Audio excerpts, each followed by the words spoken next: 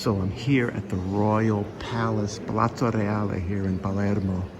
And back in the 1100s, Sicily was ruled by kings and monarchs and so on and so forth during the Norman era. And this is the Cappella Palatina. This is the Palatine Chapel.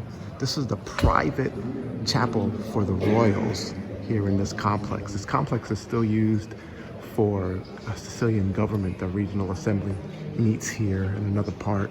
But this is the royal palace's private chapel. This is the chapel that they used to use, the kings and queens back in the day. Look at all the ornate gold mosaics, Byzantine mosaics, intricate marble here, just incredible, absolutely beautiful. And this is just a private church, and on the complex there's royal apartments that the kings and queens, I'm going to check them out.